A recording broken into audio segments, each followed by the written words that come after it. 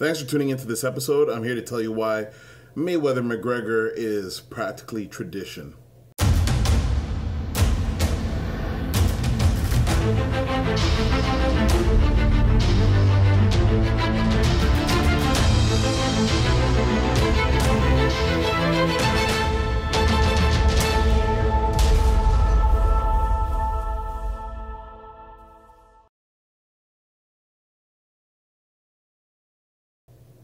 Welcome to the DO Boxing Show. I'm your host, Dameon Okposio.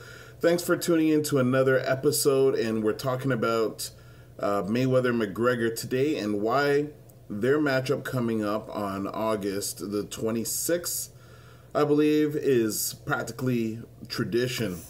Don't forget also, August 12th, then you can also get your tickets to an evening under the stars, which is going to be a boat cruise put on in the memory of Eddie Bello. The tickets are $75, and it's going to be a fun evening of entertainment, prizes, fundraising, music, and it's going to be an event where the boxing community is just coming together for a good cause. Also, don't forget, July 22nd, 2017, Warriors is going to be putting on a show in London, Ontario, live amateur boxing in London, Ontario. I forgot to mention that in the last update of shows that I did for Ontario over the summer. And when it comes to boxing and MMA, boxing and other disciplines, there's been a long history of it happening, and it goes back to, as far as I know, back to 1963. So in 1963, Gene Lebell was a martial artist, and at that time known for his judo, and they had a mixed rules match, is what they called it, against a boxer named Milo Savage. And Milo Savage wasn't the greatest fighter of that time. As a matter of fact, he ended his professional record at 49 wins, 46 losses, with 10 draws and 24 knockouts, and he was from Iowa City, Iowa. But they had a match to determine who was the better fighter, the martial artist or the boxer. This continued on, and in 1976, after Muhammad Ali fought the Thriller in Manila, he took on Antonio Inoki in Japan. So he went to Tokyo, Japan, and the pro wrestler challenged Muhammad Ali, and Muhammad Ali made a record $6.1 million for that match at that time. And it was much like the McGregor-Mayweather fight that's being touted today. It was a huge media frenzy. There's a lot of money involved. When you're talking about $6.1 million that Muhammad Ali got, and that was back in 1976, 40 years ago, 6.1 million, it's a tremendous amount of money. It's more than a lot of champions are making today. So it was a similar type of thing, a huge build-up. Everybody wanted to see it, and a lot of the critics say that the fight was a letdown. But, anytime you're going to have an event that is that huge, there is going to be some sort of a letdown. It's very few and far between that these matches, especially if one person is an elite fighter, that it lends itself to being that spectacular of an event that people imagined in their heads.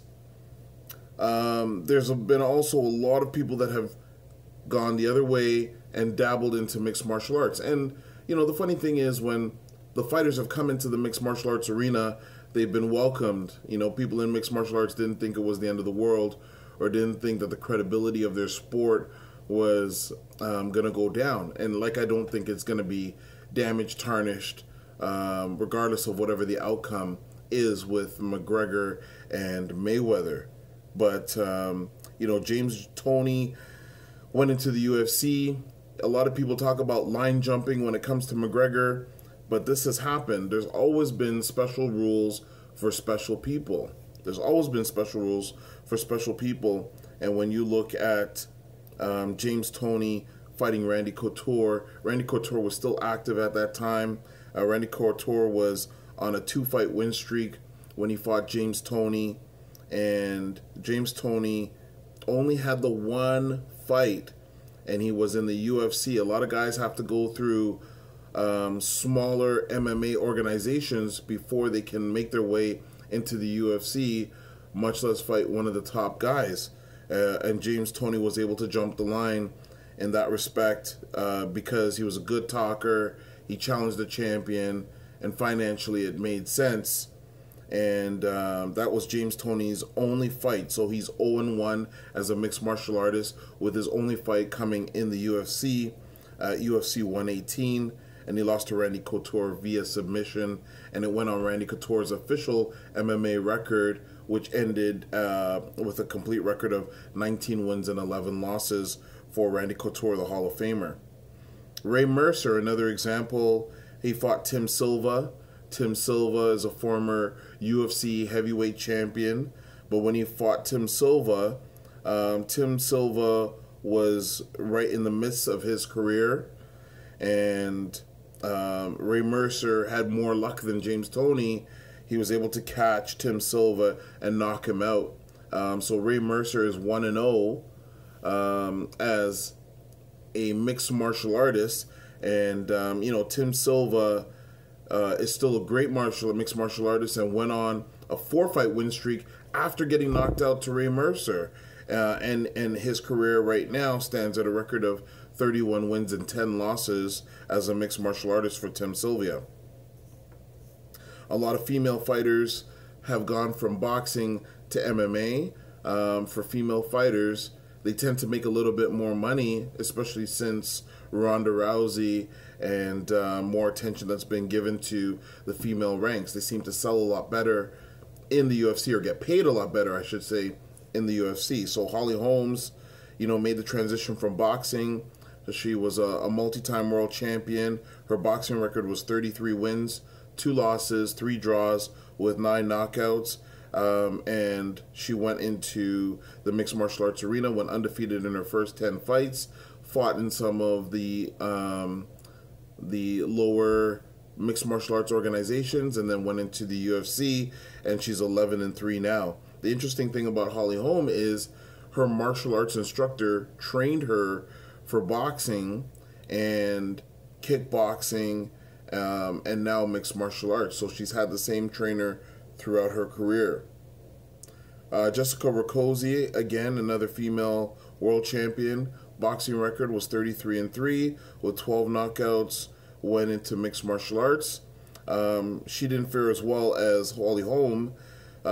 She's 1-5 as a mixed martial artist with 1 knockout. So she fought in Bellator.